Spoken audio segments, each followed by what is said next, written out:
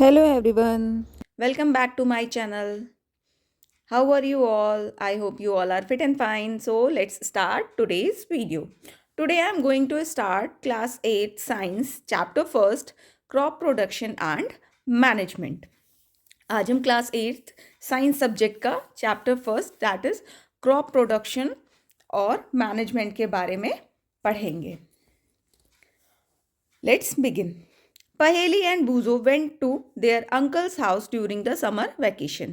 इस चैप्टर में दो कैरेक्टर हैं, पहेली और बूजो, जो कहाँ गए हैं? गर्मियों की छुट्टी में अपने अंकल के घर पे गए. Their uncle is a farmer. उनके अंकल क्या है? एक किसान है. One day they saw some tools like खुरपी, sickle, shovel, plough etcetera in the field. एक दिन, सिंस वो फार्मर हैं, मतलब वो एक किसान हैं, तो उनके फील्ड में, उनकी जो ज़मीन थी वहाँ पे उन्होंने क्या देखा? कुछ टूल्स देखे, कुछ औजार देखे. खुरपी हो गया, सीकल हो गया, सॉवल हो गया. ये इस टाइप के कुछ औजार देखे उन्होंने.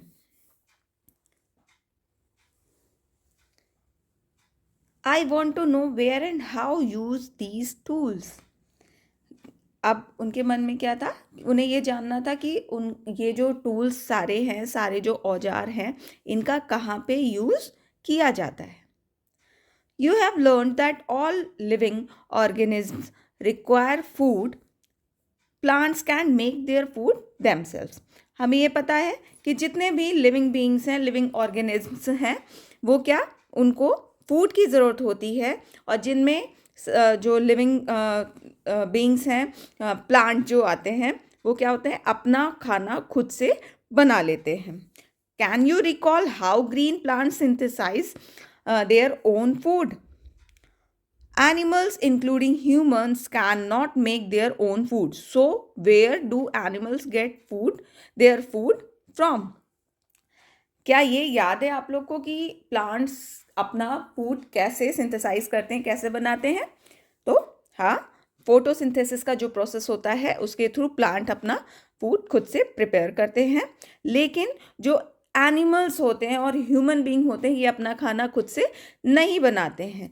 तो इन्हें इनका खाना कहाँ से मिलता है, कैसे मिलता है, देखते हैं. But first of all, why do we have to eat food? अब कहाँ से मिलता है ये जानने से ज़रूरी क्या है? पहले हमें ये तो पता होना चाहिए कि हमें फूड चाहिए क्यों, हमें खाना चाहिए क्यों. You already know that energy from the food is utilized by organisms for carrying out their various body functions such as digestion, respiration, and excretion. We get our food from plants or animals or both.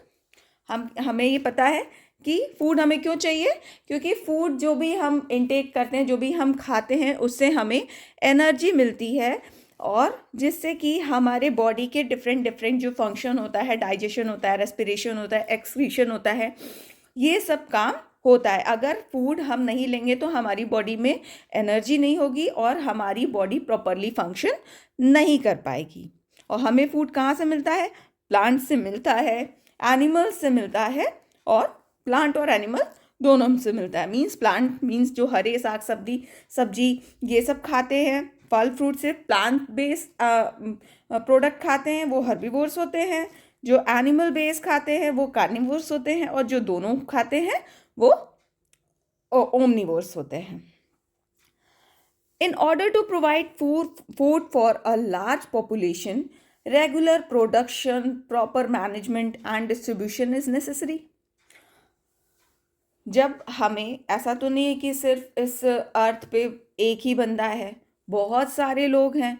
तो सारे लोगों को अगर हमें food provide करना है, सारे तो ऐसा नहीं है कि टोटली कार्निवोर्स हैं, हर्बीवोर्स हैं, तो उनको फूड हमें प्लांट्स से मिलता है. हर्बीवोर्स को जो भी फूड मिलता है वो प्लांट्स से मिलता है. उनमें कार्निवोर्स भी होते हैं, ओमनिवोर्स होते हैं, सब मतलब जो भी पॉपुलेशन है वो प्लांट पे डिपेंड करती है खाने के लिए. तो अब प्लांट पे डिपेंड करती है, तो उस तरीके से हमें प्रोडक्शन भी करनी पड़ेगी. लार्ज पॉपुलेशन को खाना देने के लिए उस तरीके का हमें हमेशा फल फूल ये सब उगाने पड़ेंगे, उनका मैनेजमेंट करना पड़ेगा ताकि हम उसको, जो हमारी पॉपुलेशन हो, उसको दे सके खाने के लिए। तो इसके लिए क्या करते हैं हम, एग्रीकल्चर प्रैक्टिसेस मीन्स खेती के कुछ काम करते हैं जिससे हमारा जो प्रोडक्शन है वो हमेशा अच्छे से होता रहे। When plants of same kind are cultivated at one place or on a large scale, it is called a crop. क्या होता है, जब हम एक ही जगह पे किसी एक तरह की फसल को बहुत ज़्यादा उगाते हैं तो उसको हम क्या कहते हैं, क्रॉप बोलते हैं, फसल बोलते हैं। For example, crop of wheat means that all the plants grown in a field are that of wheat. Crop of wheat का मतलब क्या हो गया, इससे इस वर्ड से हमें क्या समझ में आ रहा है, क्रॉप ऑफ व्हीट मीन्स थोड़ा बहुत नहीं है, बहुत ज़्यादा स्केल पे हमारा जो गेहूं का उत्पादन किया गया है किसी एक फील्ड पे, किसी एक जगह पे। You already know that crops are of different types like cereal, vegetables and fruit. हमें अलग अलग टाइप की क्रॉप्स के बारे में पता है, कुछ अनाज होती हैं, कुछ सब्जियां होती हैं, कुछ फ्रूट होती हैं। These can be classified on the basis of the season in which they grow. अब इनको अलग अलग कैटेगरी में कैटेगराइज किया गया है, किस बेसिस पे, कि किस सीजन में ये ग्रो करती हैं। India is a vast country. The climatic condition like temperature, humidity and rainfall vary from one region to another. India क्या है, एक बहुत बड़ी कंट्री है, वास्ट कंट्री है, जिसमें अलग अलग एरिया पे, अलग अलग रीजन पे अलग अलग वेदर कंडीशन होती है, जिसकी वजह से अलग अलग जगह पे अलग अलग टाइप की क्रॉप्स का अलग अलग सीजन में अलग अलग टाइप की क्रॉप्स का प्रोडक्शन किया जाता है। Accordingly, there is a rich variety of crops grown in different parts of country. Since यहाँ पे बहुत सारी वेदर कंडीशन, जो रेनफॉल है, ह्यूमिडिटी है, ये टेम्परेचर है, वो अलग अलग टाइप का मिलता है अलग अलग जगह पे। तो इंडिया जो हमारी कंट्री है, यहाँ पे अलग अलग टाइप की क्रॉप्स का प्रोडक्शन किया जाता है। Despite this diversity, two broad cropping patterns can be identified. क्या होता है, अलग अलग जगह पे, पूरे जितने अलग अलग स्टेट हैं जहाँ पे अलग अलग वेदर कंडीशन है, वहाँ पे तो अलग अलग टाइप की क्रॉप का प्रोडक्शन होता ही है, लेकिन उसमें भी दो क्रॉप जो हैं, एक खरीफ और एक रबी क्रॉप, जिनका प्रोडक्शन एक मतलब जिनका एक पैटर्न है जो अलग अलग ड्यूरेशन में ग्रो की जाती है। First crop, kharif crop. The crops which are shown in the rainy season are called kharif crops. ऐसी क्रॉप मतलब ऐसी फसल जो कि रेनी सीजन में लगाई जाती है, उनको हम कहते हैं kharif crop. The rainy season in India is generally from June to September. जो रेनी सीजन है उसको इंडिया में किस मंथ से किस मंथ तक कंसीडर किया जाता है, जून से सितंबर के बीच का जो ड्यूरेशन होता है उसको हम रेनी सीजन में कंसीडर करते हैं, और इस टाइम पे खरीफ क्रॉप को उगाया जाता है। खरीफ क्रॉप में कौन कौन सी क्रॉप आती हैं, paddy, maize, soybean, groundnut, cotton are kharif crops. अभी बहुत सारी एग्जाम्पल्स हैं जिसमें कुछ यहाँ दिए गए हैं, धान दिया गया है, मक्का दिया गया है, सोयाबीन, मूंगफली, कॉटन, ये सब क्या है, खरीफ क्रॉप के एग्जाम्पल्स हैं जिन्हें हम जून से सितंबर के बीच में उगाते हैं। Next, rabi crop. The crops grown in the winter from October to March are called rabi crops. ऐसी फसलें जिन्हें हम सर्दियों में उगाते हैं, जिनका ड्यूरेशन क्या है, मंथ वाइज, अक्टूबर से मार्च के बीच में जिन फसलों को हम उगाते हैं उनको हम रबी क्रॉप कहते हैं। Examples of rabi crops are wheat, gram, pea, mustard and linseed. जो गेहूं होता है, चना होता है, मटर हो गई, सरसों हो गया, लिनसीड, अलसी हो गया, ये सब क्या है, रबी क्रॉप के एग्जाम्पल्स हैं। Besides these, pulses and vegetables are grown during summer at many places. इसके अलावा जो हमारी दालें होती हैं, सब्जियां होती हैं और बहुत सारी फसलें ऐसी होती हैं बहुत सारी चीज़ ऐसी होती हैं जो हमारी पूरी कंट्री में अलग अलग जगह पे अलग अलग टाइम पे ग्रो की जाती हैं। अब देखेंगे कि हमें क्रॉप प्रोडक्शन के लिए कौन कौन से मेथड मीन्स कौन कौन से स्टेजेस, कौन कौन से स्टेप्स फॉलो करने पड़ते हैं ताकि हमें एक हेल्दी क्रॉप मिल सके। Basic practices of crop production. Cultivation of crops involves several activities undertaken by farmers over a period of time. क्या होता है जब कोई भी किसान होता है वो खेती करने की सोचता है, तो ऐसा नहीं है कि उसने आज बीज बोया और कल उसे फसल मिल गई, ऐसा नहीं होता है। इसको पूरा खेती करने के लिए डिफरेंट डिफरेंट स्टेप्स को फॉलो करना पड़ता है जिससे एक प्रॉपर हमें हेल्दी क्रॉप मिल सके। You may find that these activities are similar to those carried out by a gardener or even by you when you grow ornamental plants in your house. क्या होता है कि ऐसे तो जो लार्ज स्केल पे हमारा क्रॉप प्रोडक्शन होता है वो फार्मर्स ही करते हैं, लेकिन हम भी अपने शौक के लिए या अपने घर को सजाने के लिए क्या करते हैं, थोड़ी बहुत गार्डनिंग कर लेते हैं। तो ऐसा नहीं होता है कि आज हमने कोई पेड़ बोया और कल ही उसमें फूल आ गया, उसमें टाइम लगता है। बार बार हमें बार बार मिट्टी की खुदाई करनी होती है, उसमें खाद डालनी होती है, पानी डालना होता है। तो डिफरेंट डिफरेंट स्टेजेस फॉलो करते हैं तब हमें जाके एक प्रॉपर एक प्लांट मिलता है। तो इसी तरीके से जब हम लार्ज स्केल पे भी कल्टीवेशन मीन्स खेती करते हैं तो हमें डिफरेंट डिफरेंट स्टेप्स फॉलो करने पड़ते हैं। These activities or tasks are referred to as agriculture practices which are listed below.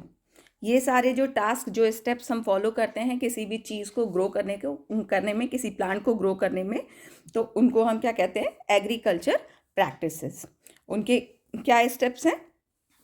First, preparation of soil, हम सॉइल को प्रिपेयर करते हैं। सेकेंड, सोइंग मीन्स बोना, जब सॉइल पूरी तरीके से प्रिपेयर हो जाती है फिर उसमें बीज बोते हैं। Then adding manure and fertilisers, फिर उसमें बीज डालने के बाद उसमें खाद डालते हैं। नेक्स्ट, फिर इरिगेशन, खाद डाल देते हैं, फिर उसके बाद उसमें पानी डालते हैं। नेक्स्ट स्टेप क्या है? प्रोटेक्टिंग, अब बीज पड़ गया, खाद पड़ गई, फिर पानी भी पड़ गया, तो उसके बाद क्या, प्लांट थोड़ा थोड़ा ग्रो करने लगता है। तो नेक्स्ट स्टेप क्या है? प्रोटेक्टिंग फ्रॉम वीड्स, वो जो हमारी जो क्रॉप है उसको हम जो एक्स्ट्रा खरपतवार होते हैं उनसे बचाते हैं, मीन्स एक्स्ट्रा छोटे मोटे घास वास निकल जाती है उनको हटाते हैं। नेक्स्ट, हार्वेस्टिंग, उसके बाद हमारी जब क्रॉप ग्रो कर जाती है उसके बाद उसकी कटाई करते हैं, फिर उसको स्टोर करते हैं। अब ये पूरा डिटेल में कैसे होता है प्रोसेस देखते हैं। First, preparation of soil, soil को कैसे प्रिपेयर किया जाता है? The preparation of soil is the first step before growing a crop. जब भी किसी क्रॉप को हम कोई भी ग्रो करने का, बोने के सोचता है, उगाने का सोचता है, तो सबसे पहला स्टेप क्या होता है कि सॉइल को सही करते हैं, सॉइल को प्रिपेयर करते हैं। One of the most important task in agriculture is to turn the soil and loosen it. सबसे पहला और इम्पॉर्टेंट टास्क होता है कि जो हमारी मिट्टी होती है उसको लूज करना, मीन्स उसकी खुदाई करके उसको लूज करना, उसको ढीला करना, उसके जो पार्टिकल्स होते हैं उसको थोड़ा सा लूज करना। This allows the roots to penetrate deep into the soil. इससे क्या हेल्प मिलती है कि जब मिट्टी बहुत ज़्यादा टाइट बंधी नहीं रहती है, थोड़ी सी उसमें वो लूज होती है, तो क्या होता है जब हम बीज बोते हैं तो जब उसमें रूट आती है, ग्रो करती है रूट, तो वो ईजली मिट्टी में नीचे डीप तक चली जाती है। The loose soil allows the root to breathe easily even when they go deep in the soil. एक तो जब मिट्टी ढीली होती है तो एक क्या फ़ायदा मिलता है कि जो जड़ होती है वो नीचे अंदर तक जाती है मिट्टी में, और दूसरा जो प्लांट होता है, प्लांट की रूट जो होती है वो ईजिली ब्रीथ कर पाती है, ईजिली सांस ले पाती है। Why does the loosening of soil allow the roots to breathe easily? अब ये कैसे होता है, क्यों होता है कि अगर हमारी जो सॉइल होती है, मिट्टी होती है, वो लूज होती है तो हमारी जो रूट होती है वो ईजिली ब्रीथ कर पाती है? Because the loosened soil helps in the growth of earthworms and microbes present in the soil. These organisms are friends of the farmer since they further turn and loosen the soil and add humus to it. क्या होता है, जब हम मिट्टी को loose कर देते हैं, उसकी खुदाई कर देते हैं, जुताई कर देते हैं, तो उसके बाद क्या होता है, उसमें जब वो पार्टिकल्स दूर दूर होते हैं तो उसमें अर्थवर्म और जो माइक्रोब्स होते हैं, केचुए होते हैं और जो माइक्रोब्स होते हैं वो ईजिली उसमें ग्रो कर पाते हैं। और ये जब ग्रो करते हैं तो ये मिट्टी को फिर फार्मर को बार बार जुताई करने की ज़रूरत नहीं पड़ती है, ये खुद भी मिट्टी को लूज़ करते रहते हैं, बार बार मिट्टी को छोटे छोटे पार्टिकल्स में तोड़ते रहते हैं, और इससे जो मिट्टी होती है उसमें ह्यूमस भी ऐड होता रहता है, तो जिस वजह से जो हमारी रूट होती है वो ईजिली ब्रीथ कर पाती है। But why the soil needs to turn and loosen? अब हमें ये जानना है कि हमें ज़रूरत क्या है कि हमें मिट्टी को लूज़ करने की ज़रूरत पड़े। You have learned in the previous classes that soil contains mineral, water, air and some living organisms. In addition, dead plants and animals get decomposed by soil organisms. क्या होता है, एक तो मिट्टी जब लूज होती है तो रूट हमारी नीचे तक जाती है, रूट ईजिली ब्रीथ कर पाती है, और जब उसमें केचुए और जो माइक्रोब्स होते हैं वो भी उसमें ईजिली अपना फंक्शन कर पाते हैं, मिट्टी को और लूज कर देते हैं। और क्या होता है कि जब हमारी मिट्टी लूज होती है तो उसमें मिट्टी जब लूज की जाती है तो उसमें क्या होता है कि जो भी मिनरल्स प्रेजेंट होते हैं, मिट्टी में बहुत सारे मिनरल्स प्रेजेंट होते हैं, वाटर प्रेजेंट होता है, हमारी जो क्रॉप होती है, जो हमारे प्लांट होते हैं उनके लिए मिट्टी बहुत ही हेल्पफुल होती है।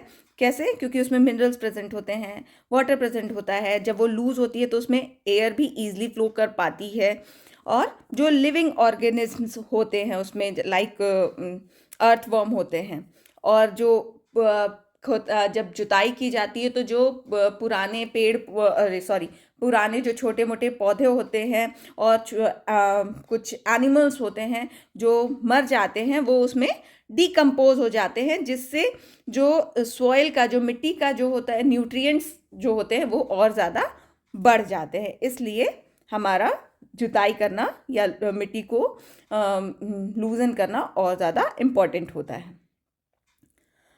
This way various nutrients in the dead organism are released back into the soil. जैसे अभी मैंने कहा कि जब उसको हम लूज करते हैं तो वो पूरी मिट्टी पूरी तरीके से अच्छे से उस ऊपर नीचे पलट जाती है और वो लूज हो जाती है, जिससे जो भी न्यूट्रिएंट्स मिट्टी में प्रेजेंट होते हैं वो पूरी मिट्टी में एक साथ मिल जाते हैं, अच्छे से फैल जाते हैं। These nutrients are again absorbed by the plant. और फिर क्या होता है, जब इसमें हम बीज को लगाते हैं, वो ग्रो करता है, तो फिर से जो न्यूट्रिएंट्स मिट्टी में प्रेजेंट होते हैं वो प्लांट एब्जॉर्ब कर लेता है। Since only a few centimetres of the top layer of soil supports plant growth, turning and loosening of soil brings the nutrient rich soil to the top so that the plant can use these nutrients. क्या होता है, ऐसा तो नहीं है कि plant हम जब ग्रो करते हैं तो उसकी जड़ें हमारी धरती के एकदम नीचे तक, कोर तक पहुंच जाती हैं। ऐसा नहीं है कि सारे न्यूट्रिएंट्स हमें मिलते रहेंगे। तो क्या होता है, कुछ ही सेंटीमीटर तक जाती है हमारी जो रूट होती है, जड़ें होती हैं। तो क्या होता है, जब हम जुताई करते हैं तो जो मिट्टी में न्यूट्रिएंट्स नीचे भी प्रेजेंट होते हैं वो हमारी टॉप मोस्ट लेयर में भी आ जाते हैं, जिससे प्लांट को हमें जो हमारा प्लांट होता है उसको मिट्टी के सारे न्यूट्रिएंट्स मिल जाते हैं। Thus, turning and loosening of soil is very important for cultivation of crop. इसलिए हमें जब भी कोई क्रॉप ग्रो करनी होती है तो उसका फर्स्ट स्टेप जो होता है लूजनिंग ऑफ सॉइल, उसका बहुत ही ज़्यादा इम्पॉर्टेंट रोल है।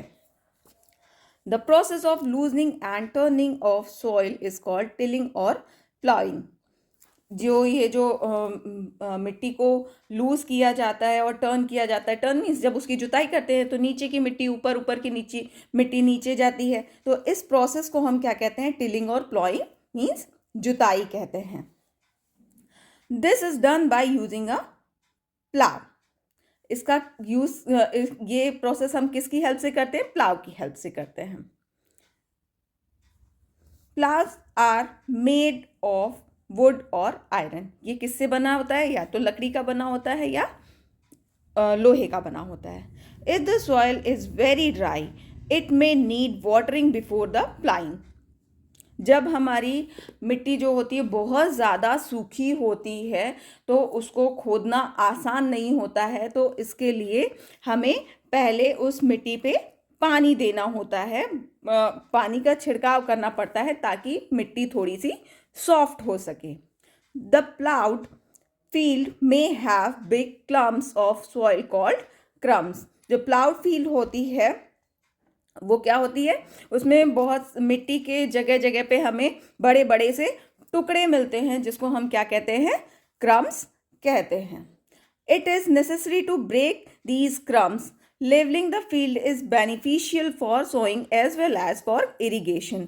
क्या होता है? ऐसा नहीं है कि हमें जगह जगह पे मिट्टी के बड़े बड़े टुकड़े मिल जाए तो हम उसको ऐसे ही छोड़ दें और फिर उसमें बीज बोएं तो हमें अच्छी क्रॉप मिलेगी, ईजिली हम वहाँ पे कल्टीवेशन कर पाएंगे। ऐसा नहीं होता है।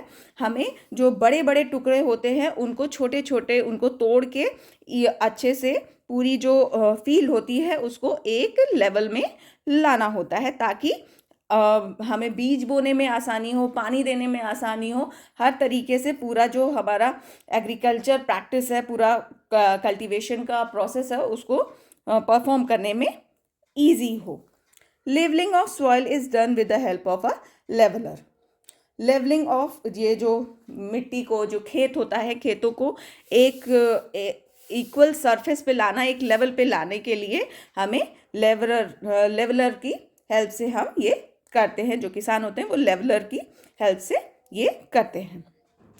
Sometimes manure is added to the soil before tilling. कभी कभी होता है कि हम खुदाई करने से पहले ही मिट्टी में खाद डाल देते हैं। This helps in proper mixing of manure with the soil. इससे क्या होता है? खुदाई करने के बाद डालते हैं तो कहीं पे कुछ अमाउंट कुछ प्रपोर्शन में पड़ेगा, कोई कहीं पे कुछ प्रपोर्शन में पड़ेगा, लेकिन जब हम खुदाई से पहले ही उसमें खाद डाल देते हैं मिट्टी में तो क्या होता है? जब हम खुदाई करते हैं तो वो जो खाद होती है वो मिट्टी में अच्छे से मिक्स हो जाती है। The soil is moistened before sowing. और क्या करते हैं? जुताई करने के बाद हम बीज बोने से पहले जो मिट्टी होती है उसमें पानी डालते हैं, उसको उसमें नमी देते हैं। Next, agricultural implements. जो हम खेती करते हैं तो उसमें बहुत सारे औजार यूज़ किए जाते हैं। वो कैसे करते हैं देखते हैं। Before sowing the seeds it is necessary to break soil clumps to get better yield. बीज बोने से पहले क्या ज़रूरी होता है? जैसे मैंने पहले भी बताया कि जब हम जुताई करते हैं तो हमें मिट्टी के बड़े बड़े टुकड़े मिलते हैं जिनको हमें तोड़ तोड़ के छोटे छोटे टुकड़ों में और मिट्टी के रूप में लाना ज़रूरी होता है ताकि हमें जो हम फसल बोएं उसकी ईल्ड अच्छा, उसका प्रोडक्शन अच्छा मिल सके। This is done with the help of various tools. और ये कैसे होता है? डिफरेंट टाइप्स के टूल्स का यूज़ करके, डिफरेंट औजार का यूज़ करके होता है। The main tools use for this purpose are plough, hoe and cultivator.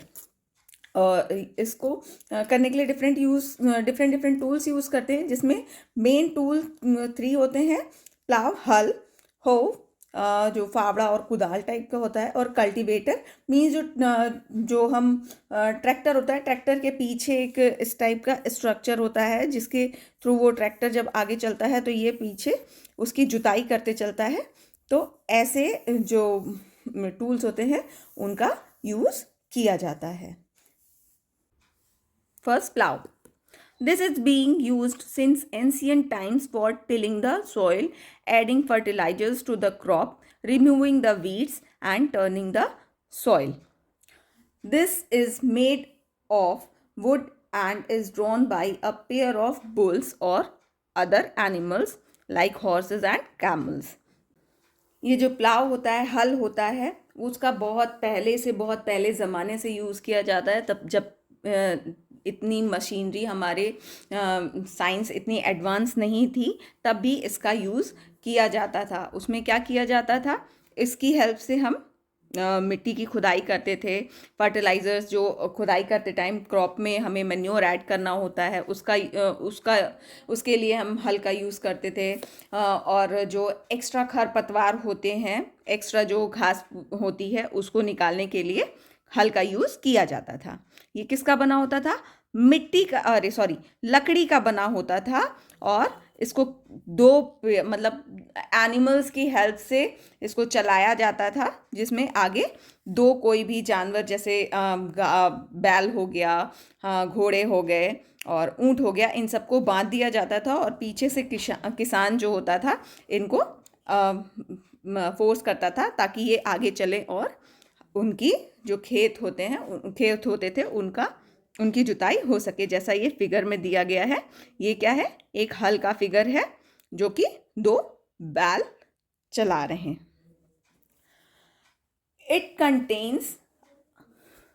It contains a strong triangular iron strip called plowshare.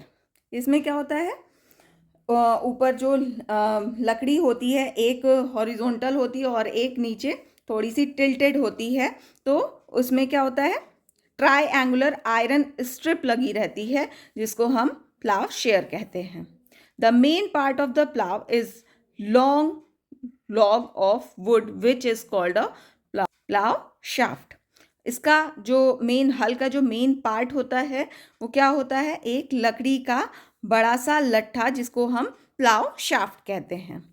There is a handle at one end of the shaft. Shaft के एक side पे एक handle लगा होता है। The one end is attached to a beam which is placed on the bull's neck. और जो other and होता है वो कहाँ रहता है?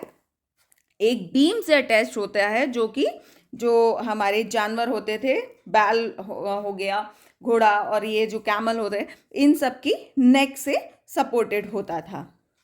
One pair of bulls and a man can easily operate the plough. दो जानवर ले लिया और एक किसान ईजिली पूरे खेत को खुदाई करने के लिए, जुताई करने के लिए हल का यूज़ कर लेते थे। यहाँ पे फिगर में दिया गया है कि ये जो पार्ट है, यहाँ पे हमारा जो ट्रायंगुलर आयरन का त्रिभुजाकार हमारा लोहे की स्ट्रिप लगी रहती थी, जिसे हम प्लाव शेयर कहते थे। और ये जो बड़ा सा लकड़ी का लट्ठा लगा है, इसको हम प्लाव शाफ्ट कहते हैं। और ये इसके क्या कहते हैं, हम जानवरों की नेक पे अटैच्ड होता था। The indigenous wood plow is increasingly being replaced by iron plow nowadays. अब क्या हो गया है? पहले जो हमारे ये लकड़ी के हल बनते थे, उसको रिप्लेस कर दिया गया है किससे? हमारे लोहे के अब हल बनने लगे हैं। नेक्स्ट टूल क्या यूज़ किया जाता है?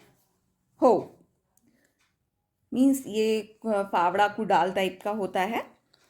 It is a simple tool which is used for removing weeds and for loosening the soil. ये एक सिंपल सा टूल होता है, जैसे हम नॉर्मली जब घर बनता है तो भी देखते हैं फावड़े का और कुदाल का यूज़ किया जाता है। उससे क्या किया जाता है? इसकी हेल्प से जो भी एक्स्ट्रा घास वास निकलती है उसको रिमूव किया जाता है और हल्का सा खोद खोद के सॉइल को लूज किया जाता है। It has a long rod of would और आयरन। इसमें क्या होता है, एक लंबा सा लकड़ी का बेंत लगा रहता है, लकड़ी का डंडा लगा रहता है और आयरन लगा रहता है, नीचे लोहा लगा रहता है। A strong broad and bent plate of iron is fix to one of its end. जिसे मैंने कहा, एक लंबा सा डंडा लगा रहता है और उसके नीचे बेस पे एक आयरन का फ्लैट प्लेट सा लगा रहता है। And works like a blade, it is pulled by animals. क्या होता है, वो जो ब्लेड होता है, जो फ्लैट ब्लेड टाइप की होती है, वो एक ब्लेड की तरह काम करती है, जो कि जो एक्स्ट्रा वीड्स होते हैं उनको काटती रहती है और मिट्टी को ऊपर नीचे करती रहती है। It is pulled by animals. ये एनिमल्स की हेल्प से चलाया जाता है और बहुत सारे किसान भी इसे चला लेते हैं। Next tool, cultivator. Nowadays, plowing is done by tractor-driven cultivator. The use of cultivator saves labor and time. Cultivator क्या होता है, जैसे मैंने पहले बताया था कि ट्रैक्टर के पीछे एक आयरन का थोड़ा सा इस टाइप का स्ट्रक्चर होता है, वो लगाया जाता है और फिर जब ट्रैक्टर चलता है तो ये पीछे से जुताई करता हुआ और वीड्स और चीज़ों को जो खरपतवार होता है उसको निकालता हुआ चलता है। तो आज के टाइम में क्या हो रहा है, हम इसी का यूज़ करते हैं ताकि हमारा लेबर और टाइम मीन्स हमारी मेहनत, जो किसान होते हैं उनकी मेहनत भी बचे और जो काम हम 4 दिन में करते थे पहले, वो अब 2 दिन में, 1 दिन में ईजिली हो जाता है। तो हम अब कल्टीवेटर्स का ज़्यादा यूज़ करते हैं। नेक्स्ट स्टेप, सोइंग मीन्स बोना। अब मिट्टी हमारी पूरी तरीके से तैयार हो गई है, अब हम बीज कैसे बोएंगे उसमें। Sowing is an important part of crop production. Before sowing, good quality, clean and healthy seeds of a good variety are selected. Farmers prefer to use seed which give high yield.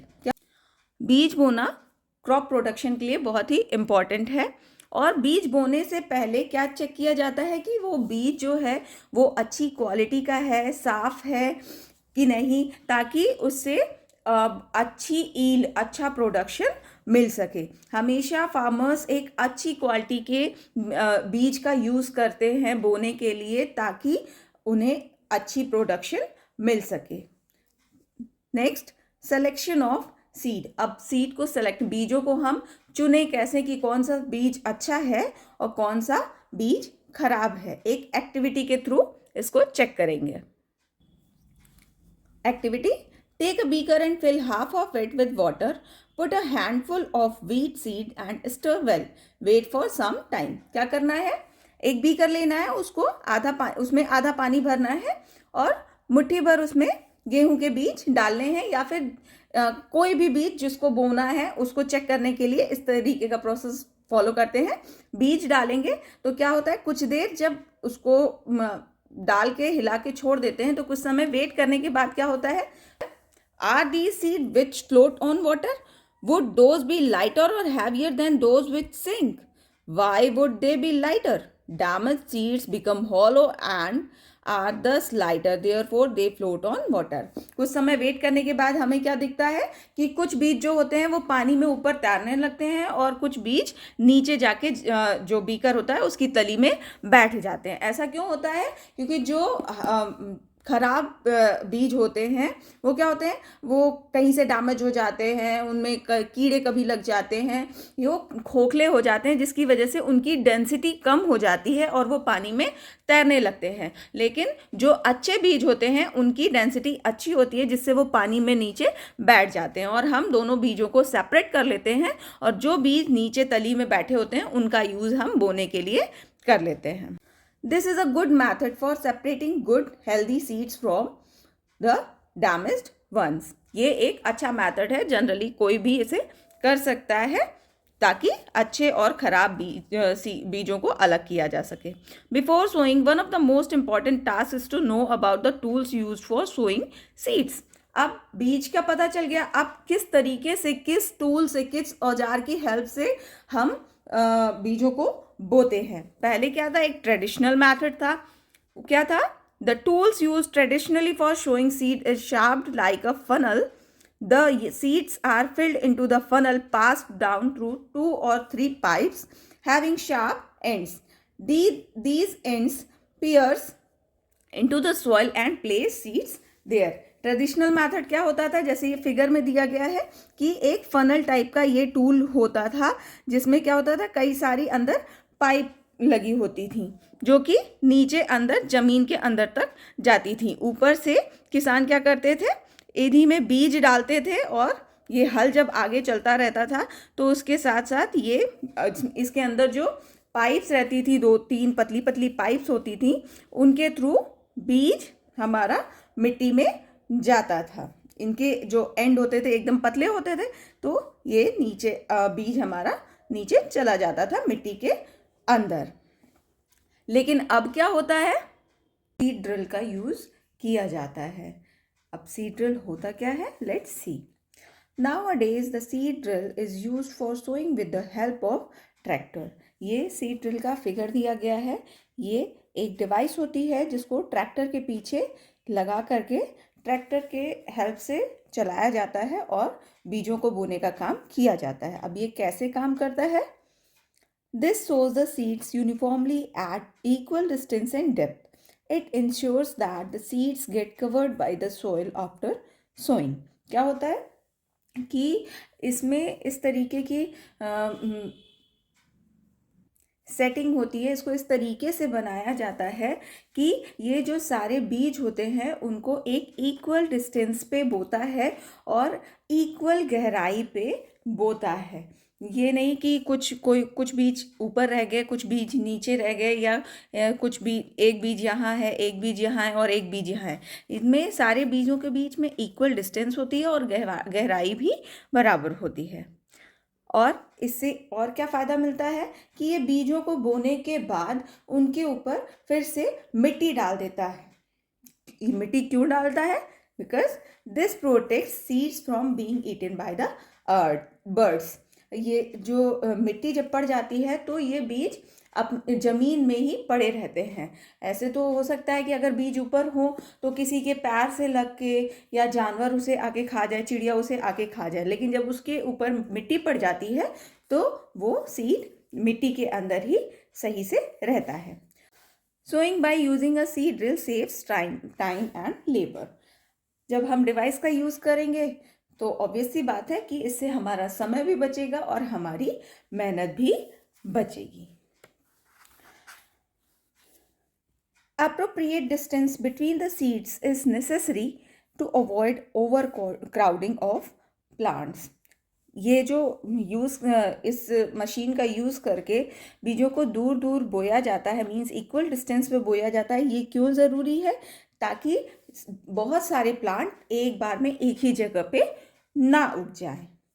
This allows plants to get sufficient sunlight, nutrients and water. इससे क्या होता है, जब उनमें एक proper distance होती है, वो बहुत पास नहीं होते हैं, तो सारे जो पौधे होते हैं उनको अच्छे से सूरज की धूप और मिट्टी से सारे जो न्यूट्रिएंट्स होते हैं, वो पानी और सब अच्छे से मिलता है. अगर सारे प्लांट एक जगह पे हो जाएंगे, जैसे यहाँ पे कुछ प्लांट हो गए एक साथ और ये पूरी मिट्टी खाली है, तो यहाँ पे जो प्लांट हैं वो इस मिट्टी के अंदर जो न्यूट्रिएंट्स प्रेजेंट हैं वो सारे प्लांट्स के लिए सफिशिएंट नहीं होंगे, उनको कमी पड़ जाएगी. और जो खाली मिट्टी है उसके न्यूट्रिएंट्स ऐसे ही पड़े रहेंगे, वो कोई यूज़ ही नहीं कर रहा होगा. इसलिए कुछ दूरी पे ही प्लांट को बोया जाता है. At times, a few plants may have to be removed to prevent overcrowding. और कभी कभी ऐसा भी होता है कि प्लांट साथ में ही कई सारे प्लांट एक साथ उग जाते हैं, उनमें प्रॉपर डिस्टेंस नहीं होती है, तो उसमें क्या किया जाता है कि कुछ प्लांट्स को निकाल दिया जाता है ताकि जितने प्लांट वहाँ ग्रो करें वो अच्छे से ग्रो करें, उनसे अच्छी प्रोडक्शन मिल पाए. Adding manure and fertilisers. अब उनमें खाद डाले जाते हैं और उर्वरक डाले जाते हैं. The substances which are added to the soil in the form of nutrients for the healthy growth of plants are called manure and fertilizers. जो सब्सटेंस हमारी मिट्टी में डाले जाते हैं ताकि हमें अच्छी ग्रोथ मिल सके, अच्छी ईल्ड मिल सके। उनको क्या कहते हैं हम? मैन्योर एंड फर्टिलाइजर्स कहते हैं। मैन्योर क्या है? ऑर्गेनिक है, और फर्टिलाइजर्स क्या है? इनऑर्गेनिक है। Soil supplies mineral nutrients to the crop plants. These nutrients are essential for growth of plant. In certain areas, farmers grow crop after crop in the same field. The field is never left uncultivated or fallow. Imagine what happened to the nutrients. क्या होता है? हमें पता है soil से ही crop को सारे nutrients मिलते हैं, और ये न्यूट्रिएंट्स प्लांट्स की ग्रोथ के लिए बहुत ज़्यादा ज़रूरी हैं, क्योंकि सारे अगर न्यूट्रिएंट्स अच्छे नहीं मिलेंगे तो प्लांट अच्छे से ग्रो नहीं करेगा। लेकिन कुछ एरिया में जो किसान होते हैं वो क्या करते हैं, जो एक क्रॉप, एक तरीके की फसल अगर कट गई तो उसके बाद वो दूसरी फसल को उगा देते हैं, फिर दूसरी कट गई, फिर पहली या और अलग तरीके की फसल को उगा देते हैं। हमेशा वो इसी तरीके से फसलों को उगाते रहते हैं और कभी भी ज़मीन को खाली नहीं छोड़ते हैं। इससे क्या होता है? Continuous cultivation of crops make the soil poor in nutrients. बार बार जब ज़मीन को बिल्कुल भी खाली नहीं छोड़ा जाता है तो क्या होता है? जो मिट्टी होती है उनमें न्यूट्रिएंट्स की कमी हो जाती है। जैसे अगर हमको कहा जाए बार बार हर समय कि हम लगातार काम करते रहें, कभी भी हमें रेस्ट ना दिया जाए, तो क्या होगी? हमारी एनर्जी ख़त्म हो जाएगी। उसी तरीके से क्या होता है, जब मिट्टी को भी कुछ टाइम के लिए ऐसे खाली नहीं छोड़ा जाता है तो उनके न्यूट्रिएंट्स क्या होने लगते हैं? ख़त्म होने लगते हैं, कम होने लगते हैं। Therefore, farmers have to add manure to field to replenish the soil with nutrients. तो क्या होते हैं, जहाँ पे ये फार्मर्स ऐसा करते हैं कि बार बार फसल उगाते रहते हैं, कभी भी मिट्टी को खाली नहीं छोड़ते हैं, तो वो क्या करते हैं? मिट्टी में जो न्यूट्रिएंट्स की कमी है उसको पूरा करने के लिए उसमें खाद को डालते हैं। This process is called manuring. इस प्रोसेस को क्या कहते हैं? मैन्योरिंग। इम्प्रॉपर और insufficient manuring results in weak plant. और अगर अच्छे से खाद नहीं पड़ी पूरी मिट्टी में तो क्या होता है? वीक प्लांट मिलते हैं, बेकार प्रोडक्शन मिलती है। Manure is an organic substance obtained from the decomposition of plant or animal waste. Manure क्या होता है? जैसे मैंने कहा मैन्योर ऑर्गेनिक है, मीन्स ऑर्गेनिक तरीके से बनती है। जो छोटे मोटे जानवर मर जाते हैं और जो पेड़ पौधे सड़ जाते हैं मिट्टी में, तो वो डिकम्पोज हो जाते हैं और वही खाद बन जाते हैं। Farmers dump plant and animal waste in pits at open place and allow it to decompose. ये तो खुद से भी हो जाता है कि छोटे मोटे कीड़े मकोड़े जो मिट्टी में मर गए और प्लांट सड़ जाते हैं तो वो खुद से डिकम्पोज हो जाते हैं। और जो किसान होते हैं वो भी मैन्योर, जो ऑर्गेनिक खाद है, उसको बनाते हैं। कैसे? जो उनको बेकार पत्तियां मिलती हैं और जो एनिमल वेस्ट होता है, इन सबको वो एक गड्ढे में डाल देते हैं और उनको छोड़ देते हैं इसी तरीके से, ताकि वो डिकम्पोज हो जाए। The decomposition is caused by some microorganism. जब वो खुला इसी तरीके से पड़ा रहता है, जो सड़े पत्ते और एनिमल वेस्ट होते हैं, तो उसमें माइक्रो ऑर्गेनिज्म पैदा हो जाते हैं जो उसको डिकम्पोज करते हैं। The decompose matter is used as organic manure. उसके बाद जब वो पूरी तरीके से डिकम्पोज हो जाते हैं तो उसी को हम ऑर्गेनिक मैन्योर मीन्स खाद की तरह यूज करते हैं। You have already learn about vermi composting in class 6th। Class 6th में वर्मी कंपोस्टिंग मीन्स जो कृमि खाद तैयार की जाती है उसके बारे में पढ़ा गया था।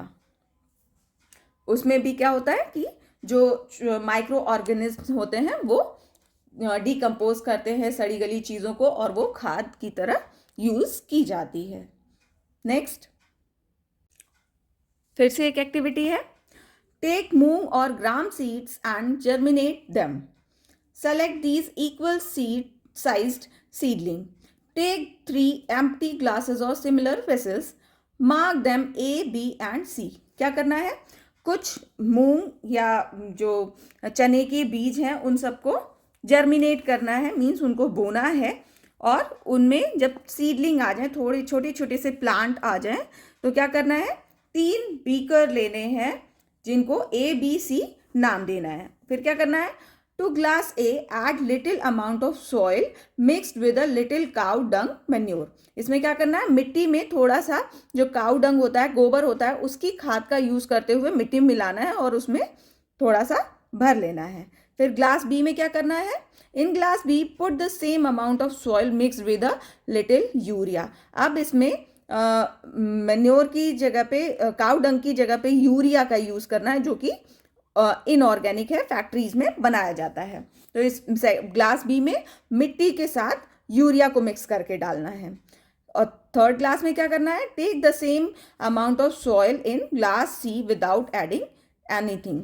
जितनी मिट्टी A B में डाली उतनी ही मिट्टी C में भी डालनी है, लेकिन इसमें कोई भी खाद और कोई भी उर्वरक नहीं डालना है। Now pour the same amount of water in each glass and plant the seedling in them. अब क्या करना है, जो हमने मिट्टी तैयार की है उसमें थोड़ा पानी डालना है, सेम अमाउंट में तीनों ग्लास में डालना है, और जो छोटे छोटे पौधे थे उनमें अलग अलग लगा देने हैं।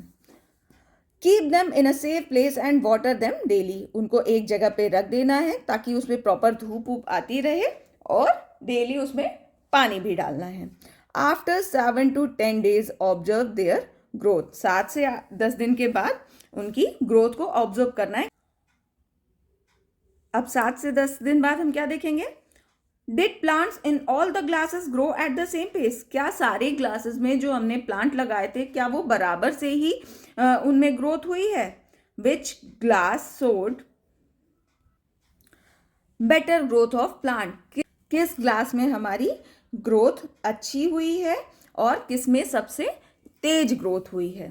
तो ये हम यहाँ पे देखते हैं, हमारा जो ग्लास A और B था उनमें ग्रोथ हुई है, लेकिन जो C ग्लास था उसमें ग्रोथ नहीं हुई है, क्योंकि इसमें हल्की फुल्की ग्रोथ हुई है, क्योंकि इसमें कोई भी मैन्योर या फर्टिलाइज़र नहीं डाला गया था।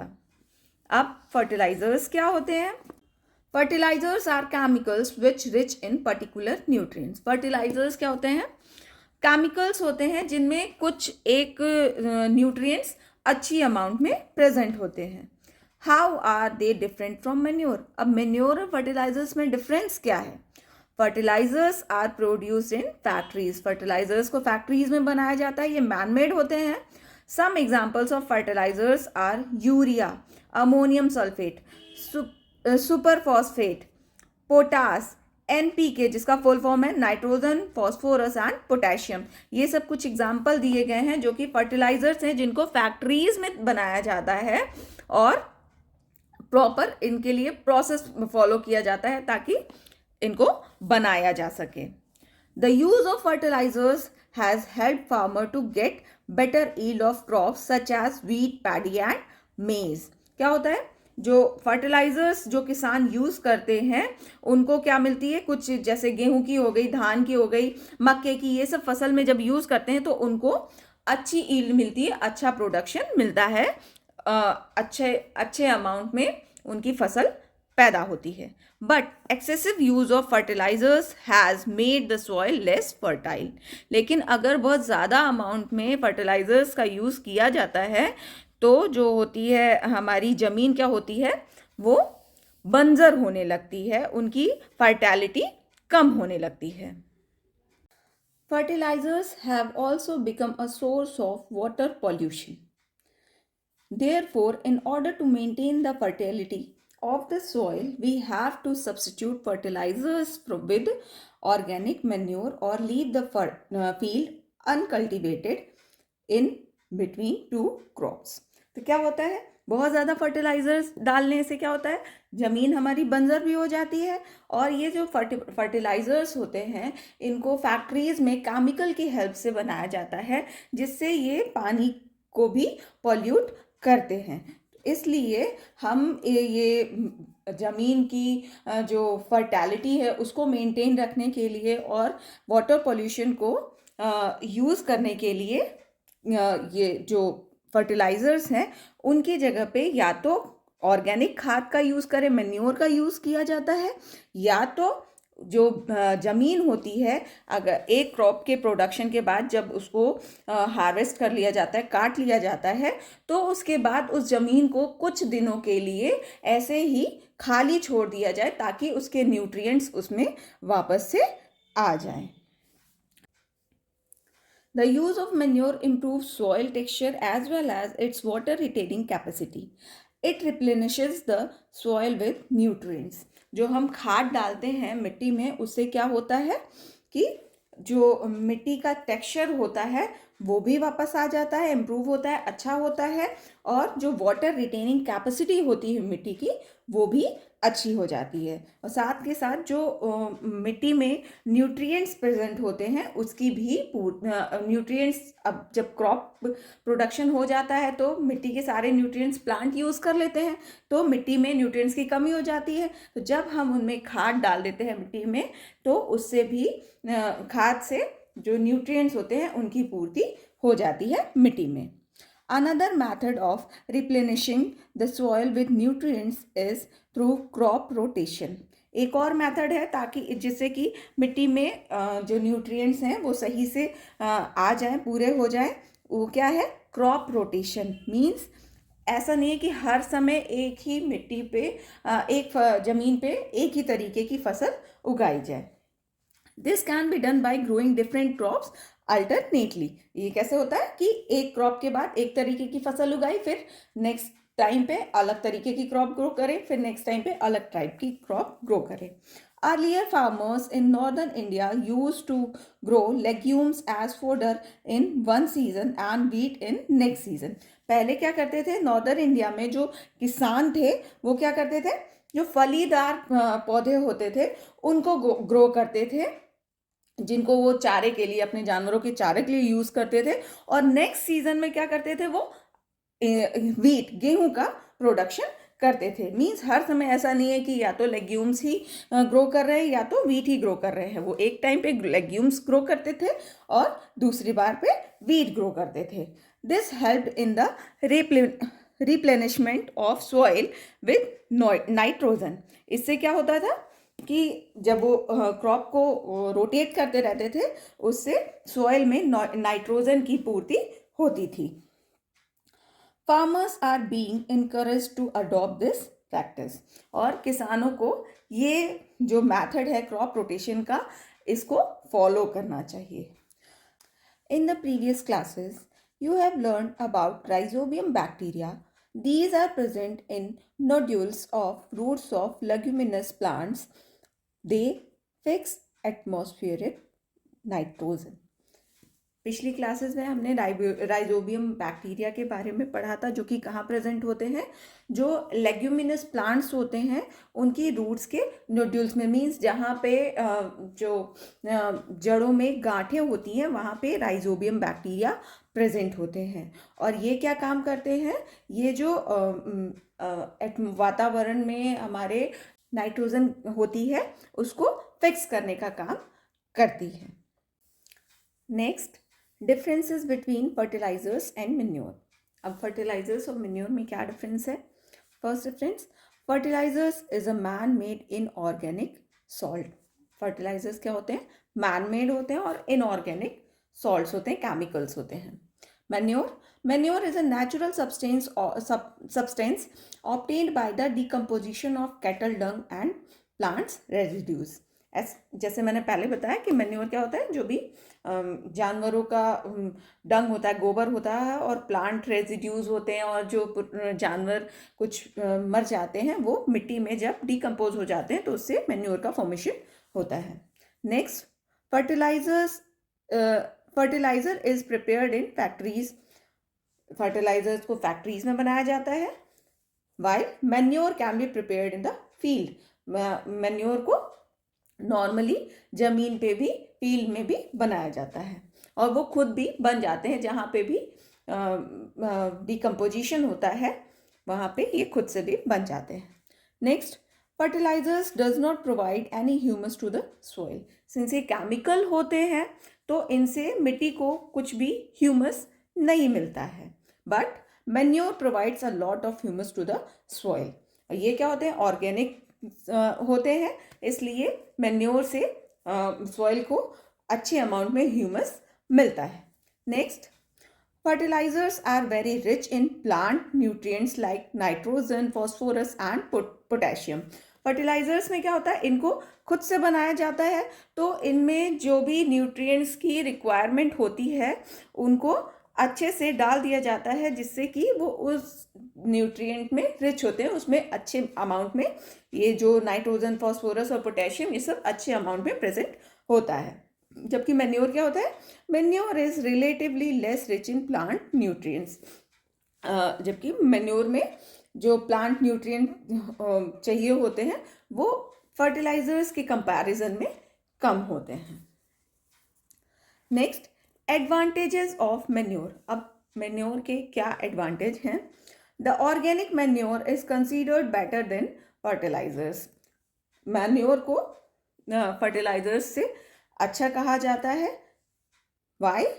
Because it enhances the water holding capacity of the soil. इससे जो मिट्टी की जो पानी को एब्जॉर्ब करने की क्षमता होती है वो बढ़ती है।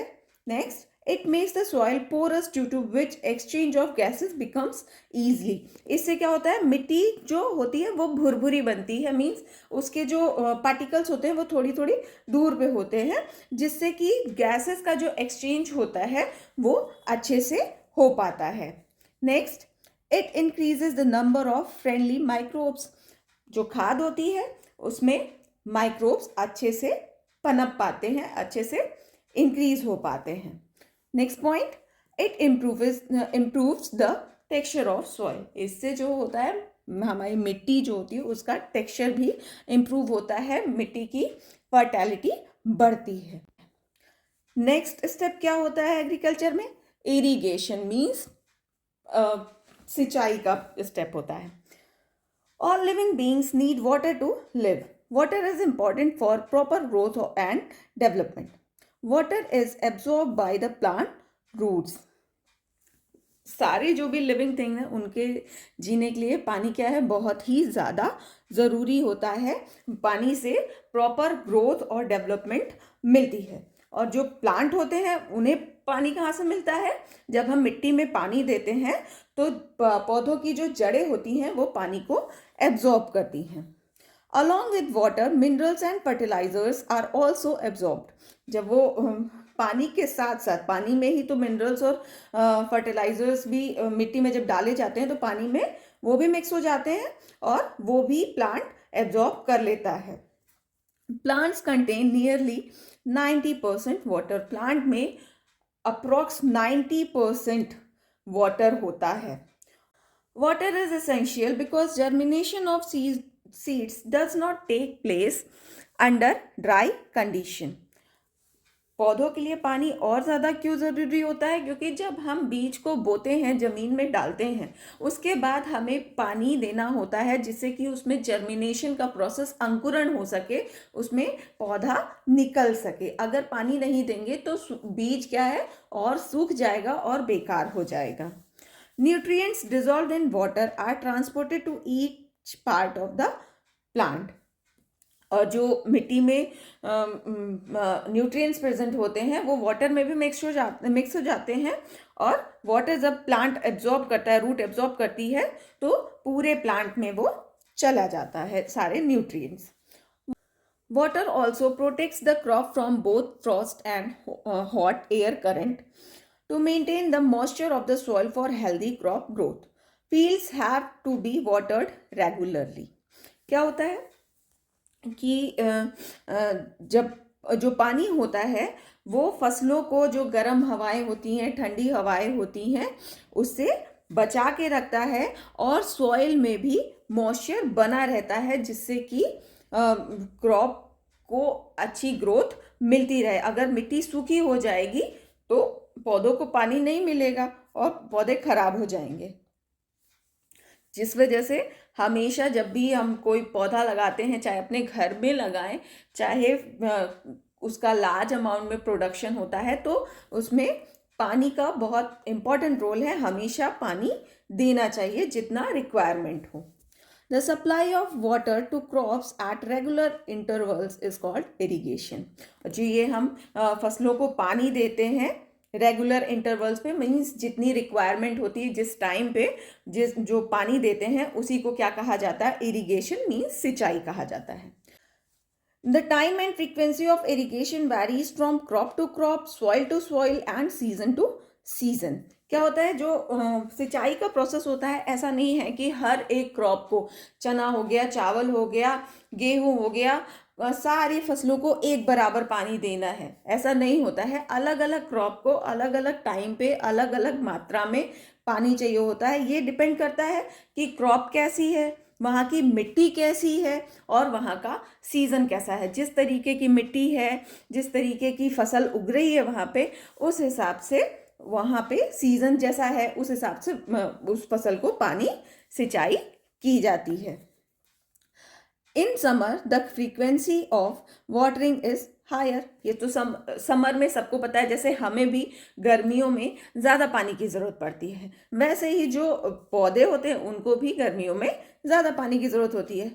Why is it so? ऐसा क्यों होता है? Could it be due to the increased rate of evaporation of water from the soil and the leaves? ये किस वजह से होता है? क्योंकि जब सूरज की धूप बहुत तेज होती है तो जो पानी का इवेपोरेशन होता है वो बहुत तेज होता है, मिट्टी से भी और पेड़ पौधों से, पौधों की पत्तियों से भी पानी का इवेपोरेशन बहुत तेज होता है, जिसकी वजह से गर्मियों में पानी की ज़्यादा ज़रूरत पड़ती है। Sources of irrigation. अब सिंचाई करेंगे तो सिंचाई के लिए पानी चाहिए, वो पानी हमें कहाँ से मिलेगा? The sources of water for irrigation are wells, tubewells, ponds, lakes, rivers, dams and canals. बहुत सारे सोर्स है पानी के जिनसे कि ये यहाँ पे दिए गए हैं, कुएं हो गए, ट्यूबवेल हो गए, पॉन्ड हो गए, लेक हो गई, नदियाँ हैं, डैम्स हैं, ये सब क्या है? सोर्स हैं जिससे कि सिंचाई के लिए पानी यूज़ किया जाता है। Traditional method of irrigation. जो ट्रेडिशनल मैथड है, जो पहले से यूज़ किए जाते हैं, वो कौन कौन से हैं? The water available in wells, lakes and canals is lifted up by different methods in different regions for taking it to the field. जो कुओं में और तालाबों में, कैनाल्स में पानी होता है, उनको क्या किया जाता है? भर भर के अलग अलग जगह पे ले जाया जाता है, फील्ड में ले जाया जाता है वहाँ पे सिंचाई करने के लिए। कैटल और human labour is used in these method. इसमें ये जो पानी कुओं से निकालने का काम है, इसके लिए पशुओं का भी यूज़ किया जाता है और जो ह्यूमन है उनका भी यूज़ होता था। So these methods are cheaper but less efficient. तो जब इसमें कोई ऐसे एक्सटर्नल कोई मशीनरी यूज़ नहीं हो रही है तो इसमें क्या होता था? ये सस्ते तो होते थे लेकिन लेस एफिशिएंट होते थे। क्यों? क्योंकि इसमें टाइम ज़्यादा लगता था और मेहनत भी ज़्यादा लगती थी। और ये जैसे मशीनरी से पूरा अच्छे से हो जाता है, इसमें पानी का भी वेस्टेज होता था और ज़्यादा मेहनत लगती थी। The various traditional ways are. अब कुछ ट्रेडिशनल वेज बताए गए हैं, कौन कौन से हैं? फर्स्ट मोट, सेकेंड चेन पंप, थर्ड ढेकली एंड फोर्थ रहट। ये 4 ट्रेडिशनल वेज दिए गए हैं जिससे सिंचाई की जाती थी। अभी भी बहुत जगह गाँव में जहाँ पे नहीं है प्रॉपर व्यवस्था, वहाँ पे की जाती होगी, लेकिन पहले के ज़माने में मोस्टली ऐसे ही किया जाता था। मोट मीन्स कुएं से पानी निकाल के, आदमी पानी को निकाल के बाल्टी की हेल्प से फिर उसे ज़मीन में डालता था। चेन पंपिंग में क्या होता था कि बाल्टी को एक व्हील पे बांध के और एक चेन के थ्रू रोटेट कराया जाता था और बाल्टी जब भर जाती थी तो वो उससे फील्ड को पानी दिया जाता था। ढेकली में भी यही किया जाता था कि कुएं से पानी निकाल के उसको ज़मीन में, खेत में दिया जाता था। और रहट में क्या किया जाता था? एक जानवर मोस्टली बैल लेके उसके ऊपर एक ऐसे इस टाइप से बांध दिया जाता था और ये इसका पूरा चक्कर काटता था और इससे ये व्हील, इसमें बाल्टियाँ बंधी रहती थी, वो घूमती थी और पानी जब भरता था तो वो पानी वो ज़मीन में जाता था जिससे सिंचाई होती थी। तो ये सारे मेथड हैं जो ट्रेडिशनल वेज हैं इरिगेशन के। Pumps are commonly use for lifting water. पानी को लिफ्ट करने के लिए, निकालने के लिए पम्प्स का यूज़ किया जाता है। Diesel, biogas, electricity and solar energy is use to run these pumps. अब ये पंप है, मशीन है, तो इसको चलाने के लिए कुछ तो हमें फ्यूल डालना पड़ेगा, तो उसमें हमारा डीजल, बायोगैस, इलेक्ट्रिसिटी और सोलर एनर्जी का यूज़ किया जाता है इन पम्प्स को चलाने के लिए। Next, modern methods of irrigation. अब आज के टाइम पे सिंचाई किस तरीके से की जाती है? Modern methods of irrigation help us to use water economically. अब जो आज के टाइम पे सिंचाई की जाती है उसमें क्या होता है, पानी अच्छे से यूज़ होता है, उसका वेस्टेज नहीं होता है। The main methods used are as follows. कौन कौन से मैथड यूज़ किए जाते हैं? First, sprinkler system. ये स्प्रिंकलर सिस्टम क्या होता है? This system is more useful on the uneven land where sufficient water is not available। ये सिस्टम कहाँ पे ज़्यादा यूज़ किया जाता है? जहाँ पे ज़मीन बराबर नहीं होती है, टेढ़ी मेढ़ी ज़मीन होती है और पानी अच्छे से, जहाँ पे पानी की कमी होती है, जहाँ अच्छे अमाउंट में पानी अवेलेबल नहीं है। The perpendicular pipes having rotating nozzle on the top are joined to the main pipeline at regular intervals. इसमें क्या होता है, एक परपेंडिकुलर पाइप जो होती हैं, जैसे यहाँ पे ये पाइप्स है, मेन पाइपलाइन है और इससे परपेंडिकुलर यहीं पे बीच बीच में पाइप्स, छोटी छोटी पाइप ऐड की जाती है जिसके माउथ पे नोजल लगा होता है। फिर क्या होता है, और इनकी ये प्रॉपर एक डिस्टेंस पे, इक्वल डिस्टेंस पे इस तरीके से सेटअप किया जाता है।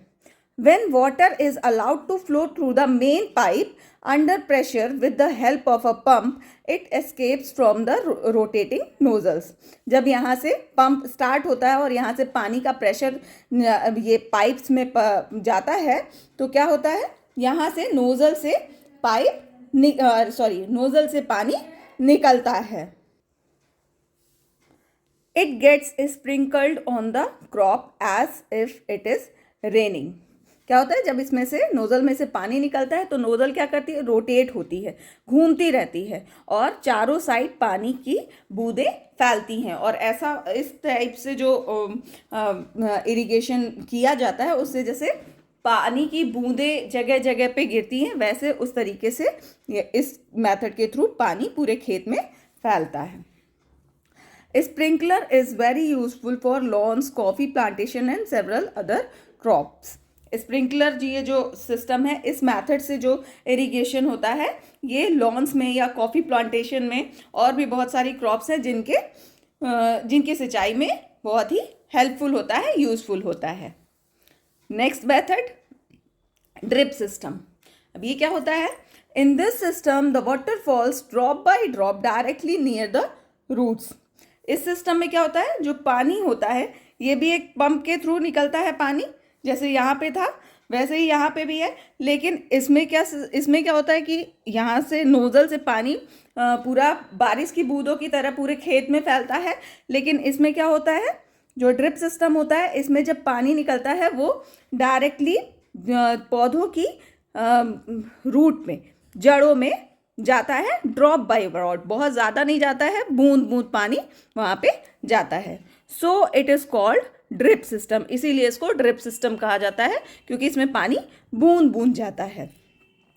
It is the best technique for watering fruit plants, gardens and trees.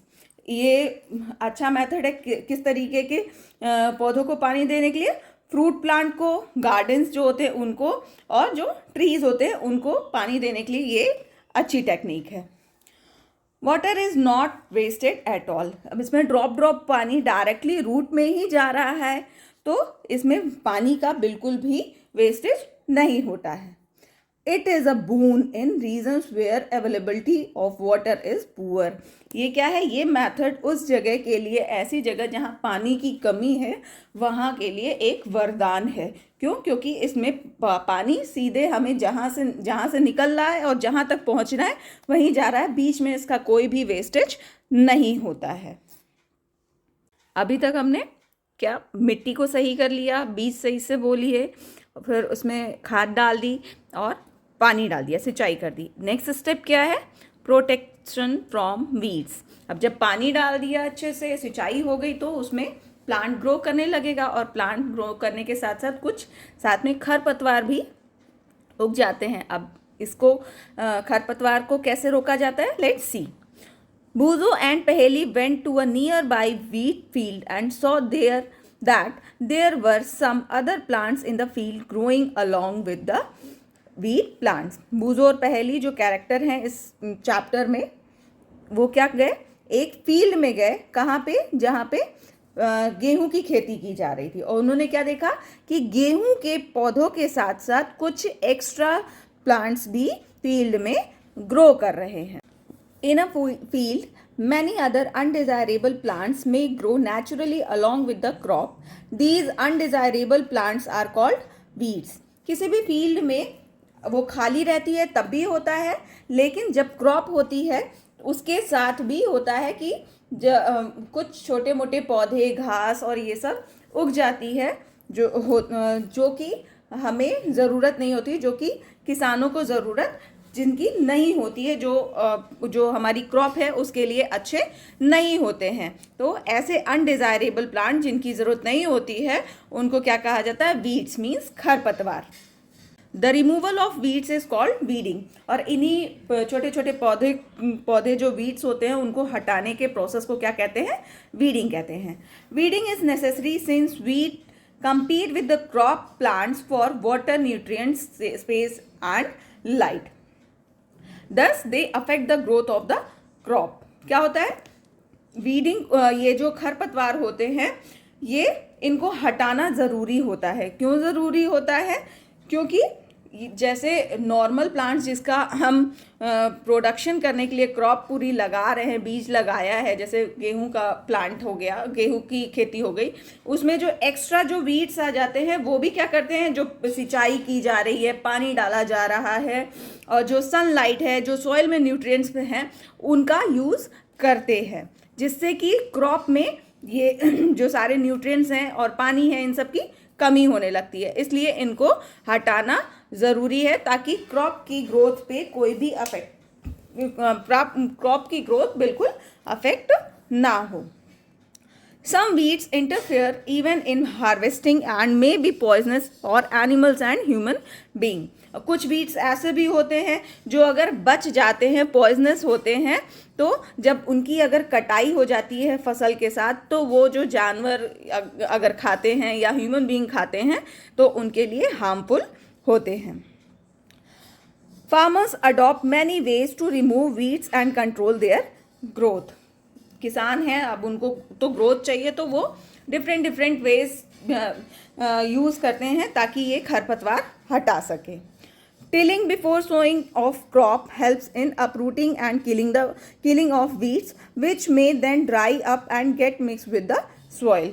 जो हम जुताई करते हैं, जुताई के टाइम पे भी क्या होता है? ज़मीन जब खाली रहती है तब भी कुछ पौधे उग जाते हैं, तो क्या किया जाता है? जब जुताई होती है तो भी वो जो वीड्स होते हैं वो निकल जाते हैं और मिट्टी में मिक्स हो जाते हैं, सूख जाते हैं।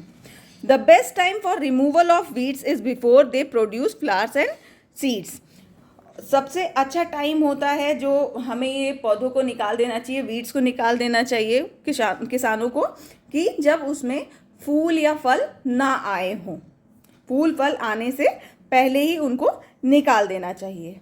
The manual removal includes physical removal of weeds by uprooting or cutting them close to the ground from time to time. एक ये मेथड है कि खुद से किसान हो गया, इंसान कोई भी, इसको जो वीड्स होते हैं, जो छोटे मोटे पौधे होते हैं, इनको ज़मीन से, ग्राउंड से पूरा लगा के काट दे समय समय पे, जिससे कि ये आगे बढ़ ना पाए, इनकी ग्रोथ ना हो पाए। This is done with the help of अ खुरपी। ये एक इंस्ट्रूमेंट है, टूल है, औजार है, खुरपी, उसकी हेल्प से किया जाता है कि ज़मीन से उसको खोद के उसको पूरी तरीके से निकाल दिया जाता है। A seed drill is also use to uproot weeds. जो हम लोगों ने सीड ड्रिल यूज़ किया था बीजों को बोने के लिए, उस डिवाइस का भी यूज़ किया जाता है वीड्स को जड़ों से निकालने के लिए। Weeds are also controlled by using certain chemicals called weedicides. ये तो फिजिकल मैथड हो गया, मैनुअल मैथड हो गया कि वीड्स को कैसे निकाल के, जड़ से निकाल दिया जाता है, लेकिन कुछ केमिकल्स भी यूज़ किए जाते हैं ताकि ये वीड्स ग्रो ही ना कर सकें। उनको क्या कहा जाता है? वीडीसाइड्स। लाइक 2,4-डाई, इसका फुल फॉर्म होता है 2,4-डाइक्लोरोफिनॉक्सी एसिटिक एसिड। ये 2,4-डी का फुल नेम है। इसका यूज़ किया जाता है वीडीसाइड्स की तरह। These are spread in the field to kill the weeds. ये क्या होता है? ज़मीन जहाँ पे फसल उगाई जाती है वहाँ पे स्प्रे कर दिया जाता है जिससे कि ये उग ही नहीं पाते हैं। They do not damage the crop. ये जो एक्स्ट्रा खरपतवार होते हैं, एक्स्ट्रा पौधे होते हैं, उन्हीं को अफेक्ट करते हैं, उन्हीं को ग्रो नहीं करने देते, उनकी ग्रोथ को रोक देते हैं, उनको ग्रो नहीं करने देते हैं। जो हमारी एक्चुअल क्रॉप होती है उसको अफेक्ट नहीं करते हैं। The weedicides are diluted with water to extent required and sprayed in the field with a sprayer. Weedicides को क्या किया जाता है? डायरेक्ट ज़मीन में नहीं डाला जाता है, फसल में नहीं डाला जाता, उसको पहले वाटर के साथ मिक्स करके डाइल्यूट किया जाता है और जहाँ पे ज़रूरत होती है उसको स्प्रेयर की हेल्प से स्प्रे किया जाता है।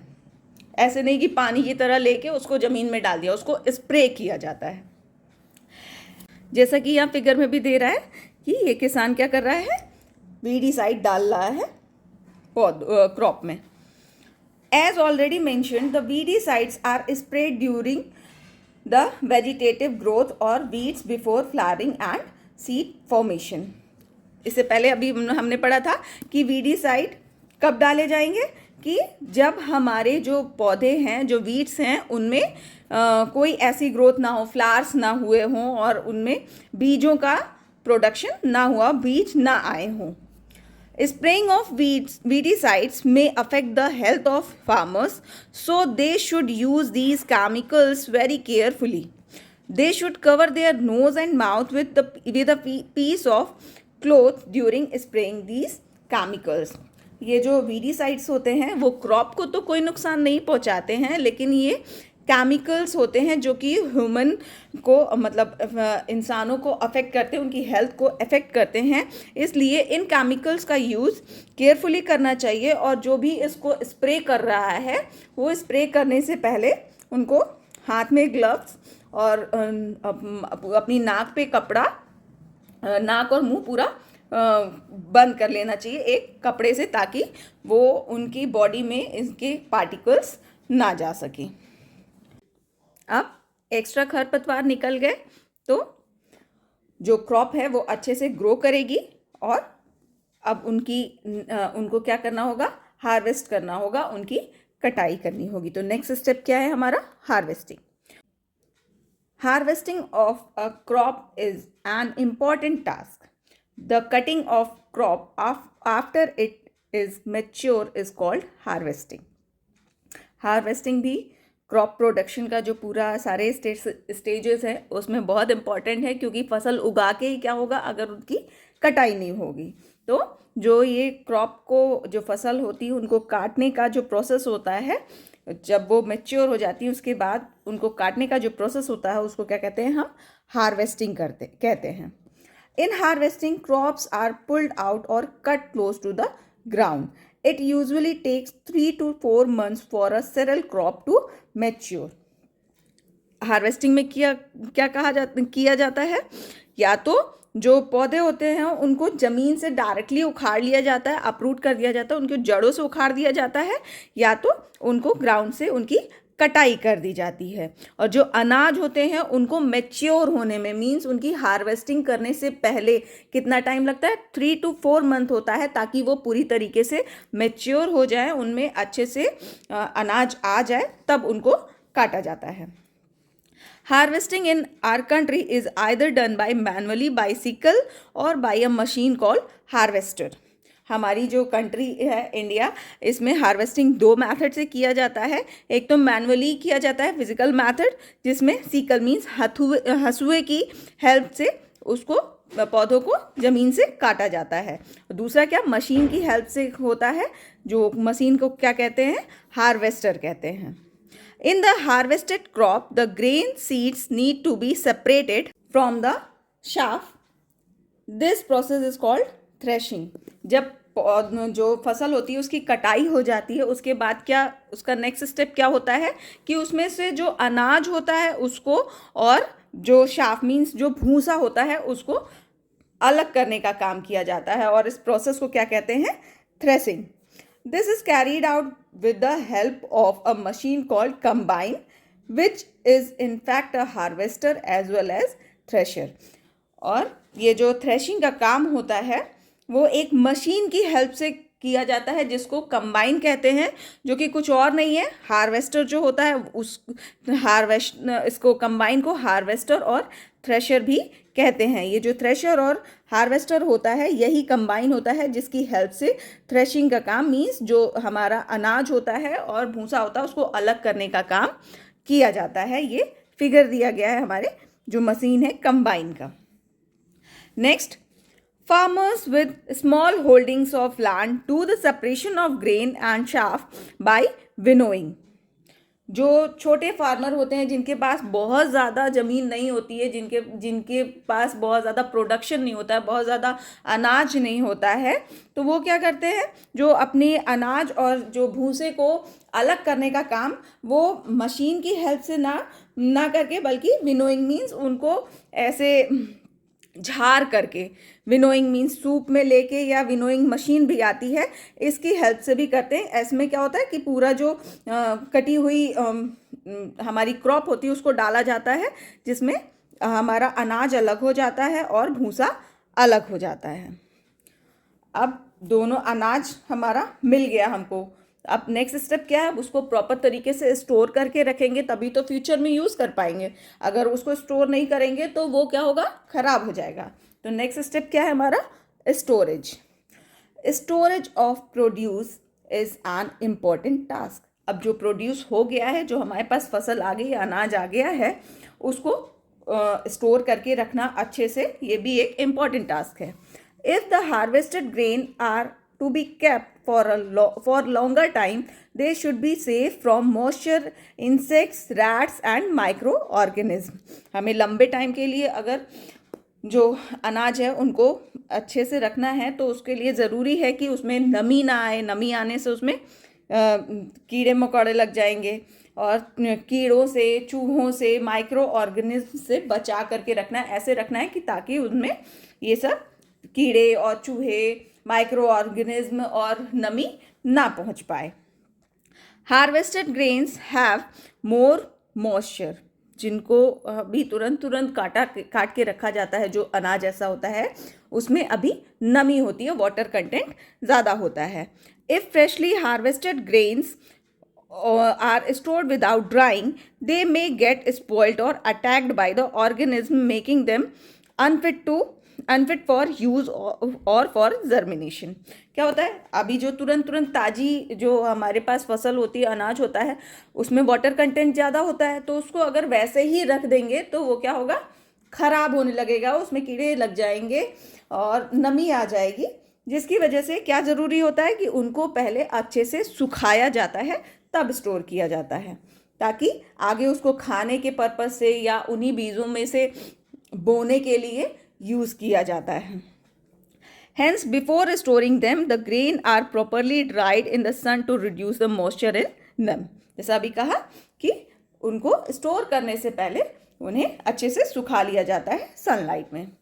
This prevent the attack by insect, pests, bacteria and fungi. इससे उसमें नमी खत्म हो जाती है, जिससे उसमें ये इंसेक्ट हो गए, पेस्ट हो गए, फंगी हो गया, फफूंद लग जाती है, बैक्टीरिया हो जाता है, इन सब से वो बचा रहता है अगर वो प्रॉपरली तरीके से सुखा दिया जाता है।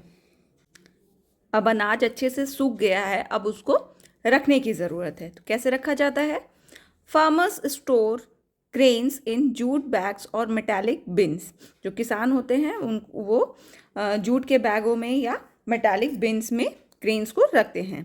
However, large scale storage of grains is done in silos and granaries to protect them from pests like rats and insects।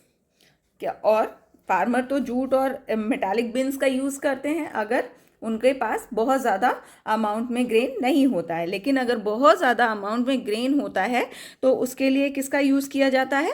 Silos और ग्रेनरीज का, जिनमें जो इस तरीके का ये फिगर है, बड़ी बड़ी सी दीवारें बनाई जाती हैं गोल सिलेंड्रिकल शेप में, बेलनाकार शेप में, जिनमें अनाज को रखा जाता है और ताकि इसमें ये इंसेक्ट्स और ना लग सके, चूहे ना लग सके, नमी ना जा सके और ये काफ़ी लंबे टाइम के लिए अच्छे से सेफ रह सके। Dried neem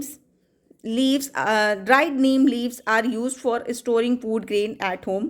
घर में जब लोग अपने घर में खाने के लिए कुछ जो ग्रेन होता है उसको स्टोर करते हैं कुछ टाइम के लिए, तो उसमें एक और जो इजी मेथड है जिससे उसमें कीड़े ना लगें, वो क्या होता है, उसमें सूखी हुई नीम की पत्तियां डाल दी जाती हैं जिससे उसमें कीड़े ना लग पाएं। For storing large quantities of grain in big godowns, specific chemical treatment are required to protect them from pests and microorganisms। और जब हम बहुत ज़्यादा क्वांटिटी में ग्रेन होती है उसको किसी गोडाउन या बड़ी जगह पे रखा जाता है तो उनमें केमिकल ट्रीटमेंट किया जाता है ताकि उसमें कीड़े मकोड़े ना लग सकें। Next, food from animals. अभी तक हमने उस अनाज के बारे में जाना है, उस फूड सोर्स के बारे में जाना है जो हमें प्लांट से मिलता है और उसको किस किस तरीके से उगाया जाता है, क्या क्या प्रोसेस होते हैं उनके बारे में जाना। अब क्या जानेंगे? Food from animals. हमें एनिमल्स से भी कुछ फूड मिलते हैं, कैसे? Let's see. जैसे यहाँ एग्जांपल दिया है, मिल्क काऊ, बफेलो, शीप, गोट, ये सबसे मिलता है। After completing this table you must have seen that like plants animals also provide us with different kinds of food. इस टेबल से हमें पता चल रहा है कि एनिमल्स से भी हमें खाने की चीज़ें मिलती हैं। Many people living in coastal areas consume fish as a major part of their diet। ऐसे बहुत लोग हैं जो कोस्टल एरिया में रहते हैं जहाँ पे वेजिटेबल इतनी अच्छे से अवेलेबल नहीं होती हैं, तो वो क्या खाते हैं? उनकी डाइट मेनली ये फिश और ये सब खा के वो अपना काम चलाते हैं। In the previous classes you have learned about the food that we obtain from plant। पिछली क्लासेस में हमने पढ़ा था कि प्लांट से हमें कौन कौन से फूड मिलते हैं। We have just seen that the process of crop production involves a number of steps like selection of seeds, sowing, etc। हमने अभी पढ़ा है कि जब भी हमें किसी भी क्रॉप का प्रोडक्शन करना होता है, उत्पादन करना होता है, तो हमें डिफरेंट स्टेजेस को फॉलो करना होता है। Similarly, animals reared at home or in farm have to be provided with proper food, shelter and care। इसी तरीके से जैसे हमें पौधों का ध्यान रखना होता है, उसी तरीके से जिन भी एनिमल्स को हम पालते हैं, चाहे वो घर पे पाले जाएं या फार्म्स में पाले जाएं, उनको भी हमें अच्छे से खाना देना होता है, अच्छी जगह पे रखना होता है, उनकी देखभाल करनी होती है। When this is done on a large scale, it is called animal husbandry।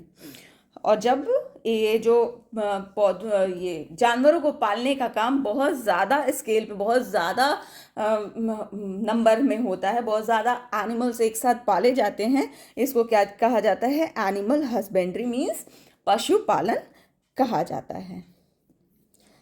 So thank you everyone. This is all about chapter first. If this video is useful for you, then please like, subscribe and share this video.